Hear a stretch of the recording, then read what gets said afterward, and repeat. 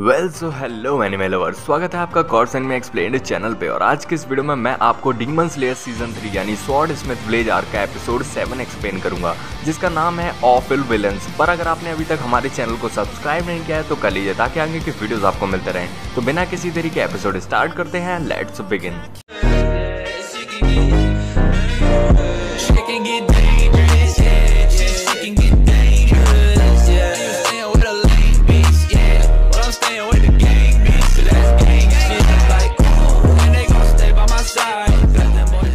Episode के start में हम देखते हैं कि तांजीरो उसी फिफ्थ डीमन के पीछे भाग रहा था और उसे वो फाइनली उस पर हमला करने वाला था। क्योंकि वो बहुत छोटा था तो उस पर हमला करना मुश्किल था, पर फिर भी वो उस पर करता है और उसे धीरे धीरे उसकी गर्दन काटता है। पर तभी उसे फील होता है कि उसके पीछे कोई खड़ा है, पर वो फिर भी सिर्फ उसी फिफ्थ डीमन को मारने पर ध्यान देता है और सोच रहा था कि पीछे जो भी खड़ा है वो उन 5 डीमंस की स्मेल से काफ़ी डिफरेंट है और कोई नया ही है। और तभी गैन्या चिल्लाता है कि वहाँ से हटो और उस पर पीछे खड़े डीमंस यानी 6th डीमन को शूट करने की कोशिश करता है।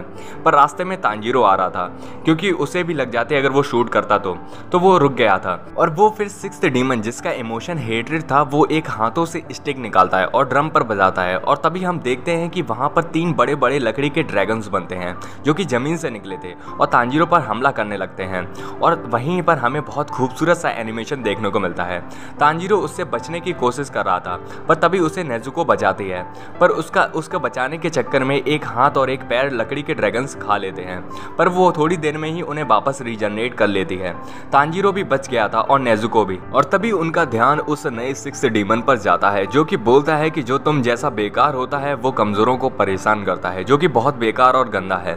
और वो अपर फोर्स 6th डीमन था और तुम जैसे लोग मेरे लिए ऑफुल विलन्स हो। पर तभी तांजीरो सोच के बोलता है कि ये 6th डीमन नहीं है, क्योंकि बचे हुए डीमंस नहीं दिख रहे हैं। और तभी गैन्या सोच के बोलता है अभी 1 मिनट पहले ये एंगर डीमन था, क्योंकि मैंने देखा था कि एंगर डीमन ने अपने दोनों हाथों से जॉय और प्लेजर डीमन को पहले उनकी बॉडी के साथ अपने हाथों में खींच लिया।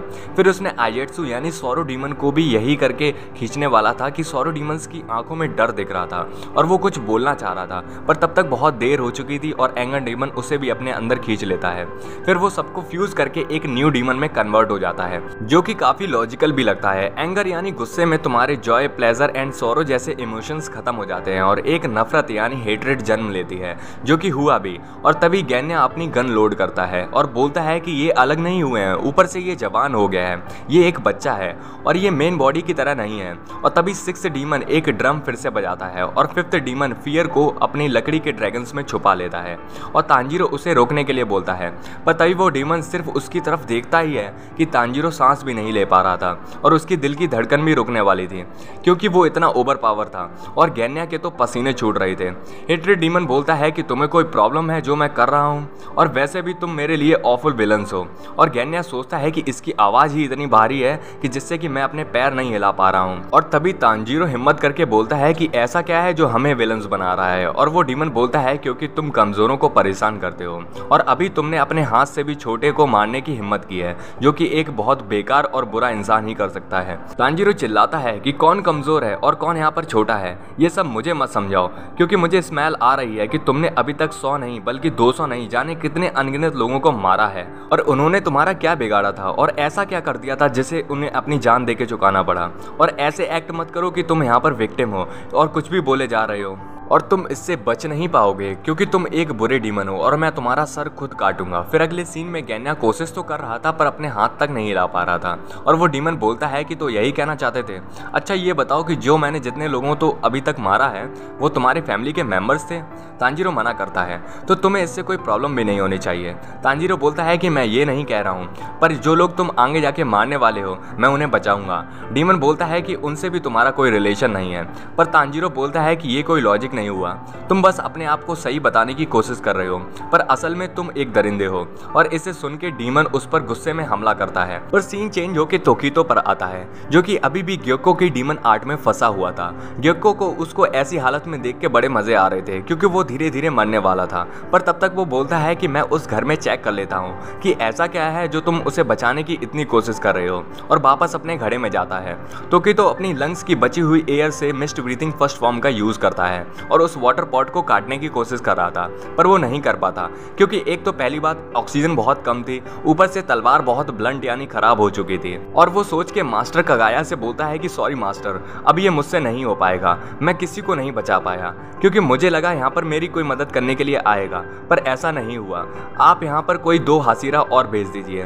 तोकी तो अपनी आंखें बंद करता है, पर तभी उसे एक आवाज आती है जो कि कह रही थी कि ऐसा क्यों सोच रहे हो। और तोकी तो अपनी आंखें वापस खोलता है और देखता है कि तो उसे तांजीरो दिखता है, जो कि शायद उसकी इमेजिनेशन हो सकती है या फिर उसकी कोई इनहेरिटेड मेमोरी। और तांजीरो बोलता है कि किसी को नहीं पता कि फ्यूचर में क्या होगा। और तोकी तो सोचता है कि ये क्या कह रहे हो, ये तो तांजीरो ने कभी कहा ही नहीं था, फिर ये कौन है। और उधर ग्योको उस घर में एंट्री मार देता है जहां पर उसे एक स्वॉर्ड स्मिथ दिखता है जो कि उसे रोकने की कोशिश कर रहा था, पर ग्योको उस पर बेस निकालकर हमला करता है और उसे घायल कर देता है। और ग्योको उससे पूछता है कि ऐसा क्या है यहाँ पर जो उसे बचाने की तुम इतनी कोशिश कर रहे हो, क्या विलेज का चीफ है यहाँ पर तभी उसे एक तलवार घिसने की आवाज़ आती है और हम देखते हैं कि वहाँ पर मिस्टर हगानेजुका बैठे थे जो कि तलवार बना रहे थे। और वो उसे देख कर ग्योको सोचता है कि ये बहुत बूढ़ा तो नहीं है, जाना जाना ये अपनी 40 की एज में होगा, तो ये विलेज का चीफ तो नहीं हो सकता। पर हगानेजुका का पूरा ध्यान उस तलवार पर था और सोच रहा था कि क्या स्टील है, क्या क्राफ्टमैनशिप है, इसका क्रिएटर कौन है, कैसा इंसान होगा जिसने इसे तराशा होगा, जो कि इस तलवार पर अपना नाम लिखने की जगह पर बस एक कैरेक्टर बनाया। और इतनी देर में ग्योको उसे बुला रहा था, पर उसका ध्यान बिल्कुल भी नहीं था। और ग्योको को इस बात पर गुस्सा आता है और सोचता है कि ये कैसा फोकस है, ये तो मेरी बेइज्जती है एज अ आर्टिस्ट, क्योंकि मैं कभी भी इतना कॉन्सेंट्रेट नहीं हुआ अपनी आर्ट को लेके, क्योंकि इसे ये भी होश नहीं है कि मैं इसके पीछे खड़ा हुआ हूँ और मुझे ये पसंद नहीं है, मुझे छोटा फील हो रहा है। और तभी ग्योको हगानेजुका पर हमला करता है, पर हगानेजुका फिर भी नहीं रुकता और वो फिर से उस पर हमला करता है और हगानेजुका का मास्क गिर जाता है टूटकर, पर वो फिर भी नहीं रुक रहा था। और इसे देख के ग्योको बहुत गुस्से में और परेशान होता है। और हगानेजुका बोलते हैं कि इस तलवार पर एक ही कैरेक्टर इसलिए है क्योंकि ये डिटर्मिनेशन को शो करता है कि ये तलवार सिर्फ एक ही पर्पस के लिए बनी है। और तभी वो स्वॉर्ड स्मिथ बोलता है कि पीछे डीमन है, पर ग्योको गुस्से में सोचता है कि ये ऐसे नहीं हारेगा, मुझे इसे तलवार से अलग करना होगा और इसका कंसंट्रेशन तोड़ना होगा। फिर हम तोकितो को देखते हैं जिसे अभी भी तांजीरो दिख रहा था, पर अब उसकी आंखें धीरे धीरे बंद हो रही थी और उसे ऑक्सीजन भी नहीं मिल रही थी। तभी तांजीरो बोलता है कि तुम ऐसे ही अकेले डिसाइड नहीं कर सकते। तोकितो सोचता है कि तुमने ये कब कहा था। तांजीरो बोलता है कि मैं प्रॉमिस करता हूँ कि सब सही होगा, कोई आएगा तुम्हें बचाने के लिए। तोकितो सोचता है तो आखिर में ये सब मुझे किसी और पर ही डालना पड़ा, जो कि सबसे बेकार चीज है। पर तांजीरो बोलता है कि तुम सब अकेले नहीं कर सकते और इसीलिए लोग साथ में काम करते हैं। तोकितो सोचता है कि मुझे यहाँ पर कोई नहीं बचा सकता क्योंकि मैं ही यहाँ पर सबसे ताकतवर हूँ, या फिर शायद ये सब मैंने अपने आप ही समझ लिया क्योंकि मैं एक हासीरा था। पर तांजीरो बोलता है कि तुम गलत नहीं हो, पर सब ठीक होगा। और तभी तोकितो बेहोश होता है। पर तभी वहां पर कोतेत्सु आता है जो कि चाकू से उस वाटर पॉट को काटने की कोशिश कर रहा था, पर वो नहीं कट रहा था। और तोकितो को वापस होश आता है और सोचता है कि तुम यहाँ पर क्या कर रहे हो, तुम्हारे ऊपर तो और भी जिम्मेदारी है जैसे चीफ को बचाना, पर तुम तो और कमजोर हो, तो तुम वो ये काम नहीं कर सकते। और तुम कम से कम भाग तो सकते हो, जितनी तलवारें हो सकती हैं ले जाके। पर तभी तोकितो देखता है कि एक छोटा सा डीमन कोतेत्सु पर पीछे से हमला करने वाला था और तोकितो कोतेत्सु को इशारा कर रहा था, पर वो नहीं समझ पाता। और तब तक वो डीमन उस पर हमला कर देता है और उसके वाइटल पॉइंट पर हमला करता है, जिससे कि उसका बहुत खून बह रहा था और वो अगर उसे सही से दबाएगा नहीं तो वो मर जाएगा। और वो सोचते हुए बोलता है कि मुझे नहीं, अपने आप को बचाओ। पर कोतेत्सु फिर भी उसके पास आके उस वाटर पॉट के अंदर कुछ ऑक्सीजन मुंह से रिलीज कर देता है। और फिर हम उस इनहेरिटेड मेमोरी को फिर से देखते हैं जो कि बोलती है कि तुम जो भी अच्छा करते हो वो तुम्हारी बाद में हेल्प जरूर करता है। और वो इनहेरिटेड मेमोरी तांजीरो की नहीं बल्कि किसी और आदमी की थी, जो कि बोल रही थी कि जिन लोगों के पास बहुत स्ट्रेंथ होती है उन्हें ये लोगों की मदद करने में लगानी चाहिए। और अब तोकितो को फाइनली ऑक्सीजन मिल चुकी थी और देखता है और बोलता है कि मुझे ये सब पता है। और mist breathing second form 8 layer mist का यूज करता है और उस वाटर पॉट को फाइनली काट देता है।